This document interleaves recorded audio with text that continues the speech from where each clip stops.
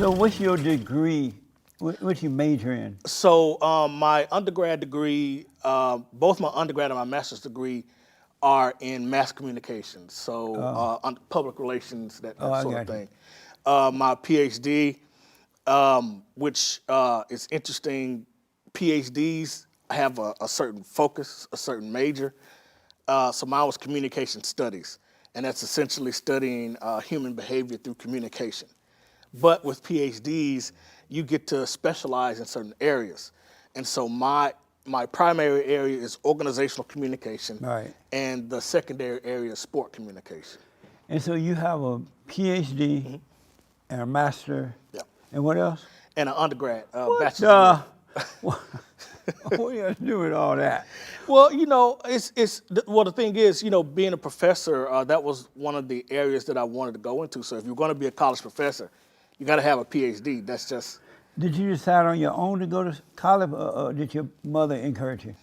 You know, no, it was on my own. You know, to kind of go back to something that you said. We grew up. I was poor. You know, my grandfather was a factory worker. Both my grandparents, 8th grade education. My mom worked as a janitor and a maid her entire life. And for me, I just knew that although I had a purpose, I knew I always wanted to pursue something, and I wanted to be better than my environment. Yeah. You know. You date white women? No, I haven't. Are you married? Yes, I am. Oh, you married? Uh-huh. You married to a black woman? No, I'm not. I ain't think so. See? But that has nothing to do with how I'm thinking, though. What you married to an Asian? Yes. And see, you married an Asian but taught black.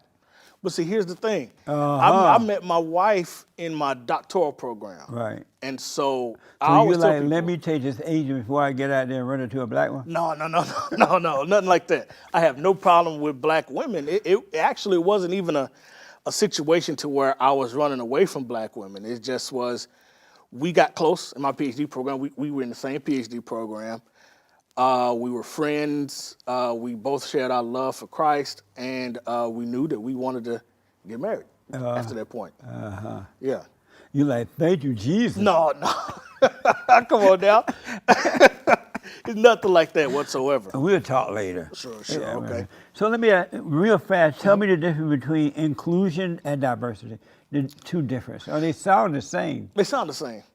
But, and again, it's so hard because, again, you see these words so often that oftentimes you, for I'm sure many people, they get tired of it because they see it a lot. And it's a big problem. But again, diversity looks at the numbers, okay? We have increased if an organization wanted to hire more Asian people, we've increased our organization by 20% with Asian workers. Okay, inclusion is about how to keep them. How to keep them. How to keep them. Diversity means to bring them in. Yes. And then inclusion means to teach the white people how to keep them there. It's not about teaching the white people how to keep them there. It's about creating the platforms within the organizations to help people stay. Because the problem is, again, a retention issue looks at, okay, there has been this certain culture within this organization for 100 years, okay? And this organization now wants to open its doors to more people from various backgrounds. What can we do now as a corporate culture to make our organization more inclusive? Their word, right? To make it more inclusive to where people are willing to stay and make our organization better. That's the point. What would happen if a white company say, no, I don't want this mess up in here. I'll hire who I want. I will hire the best qualified. So I don't need you guys to come here and tell me how to run my company. Would you try to sue them or put them out of business? What would happen? Well, again, since the civil rights era and organizations had to implement the whole human resource structure, they can't get away with that. It's not about suing, but they're going to get so bashed in the media, you know, that they have to conform to that. What do you feel that they have a right to make white businesses, private-owned businesses, to bring in people that they don't want? I or believe if that. they don't want it? Okay, I believe that organizations should bring in the most qualified, whether you are But black, private white, or whatever. organizations, should they be forced to do that? I don't. Let me ask that question with this. So let's take that for an example and say the NFL, okay, and they have the Rooney Rule. Do you understand what that rule is? No. Okay, so the NFL has this Rooney Rule that says that if an organization is going to hire a head coach or somebody in a high-level position under a coach, say an offensive coordinator or defensive coordinator, something like that, right? That it's not telling them to hire, but you have to at least interview one minority candidate, okay? They making them do that?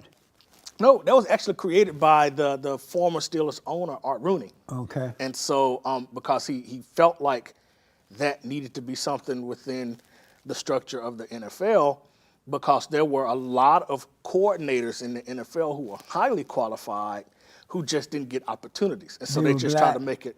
Some were black, some were of other ethnicities, but yeah, mostly black. And they were already a part of the NFL? Yeah, but So say, they had got the opportunity. well, it's about, again, the higher level positions.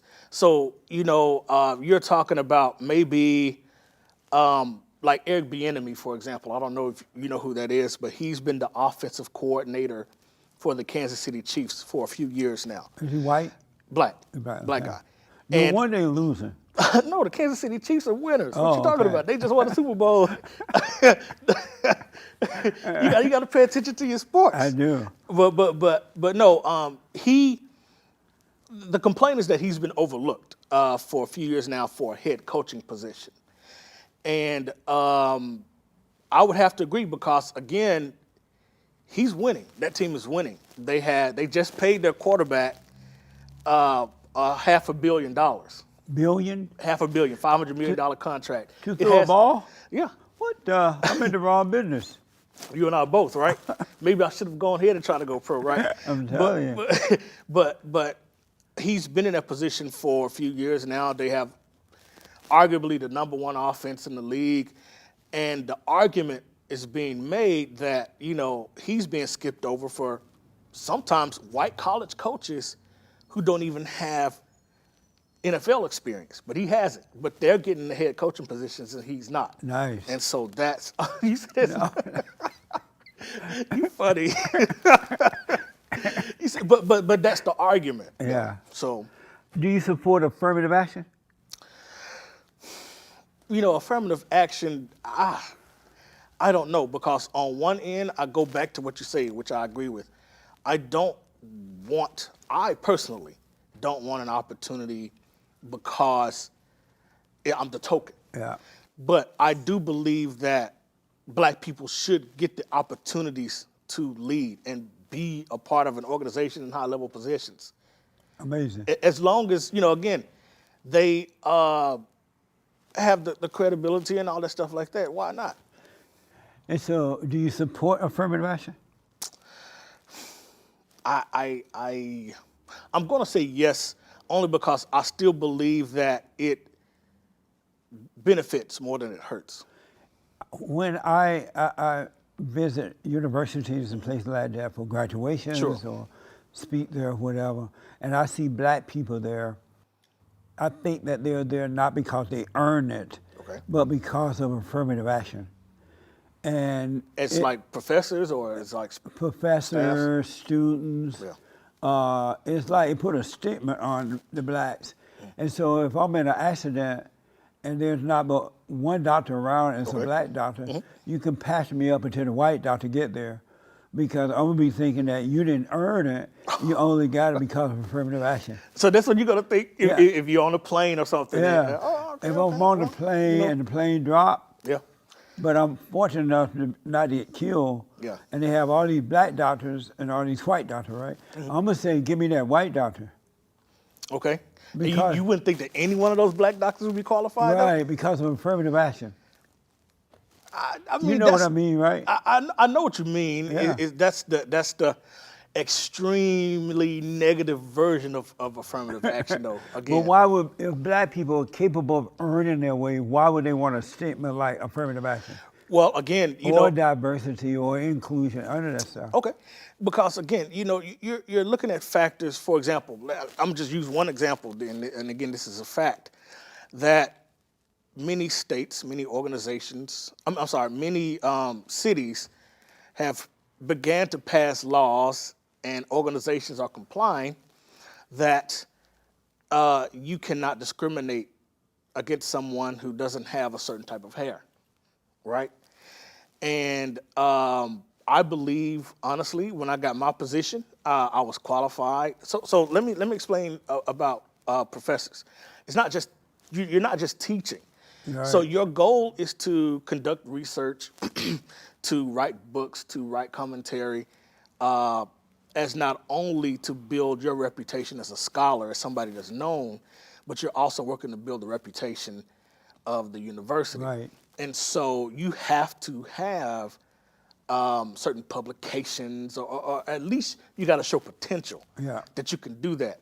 And so over a 5 to 6 year term, you have to show this university, again, no matter what your skin color is, that you can make us and yourself better.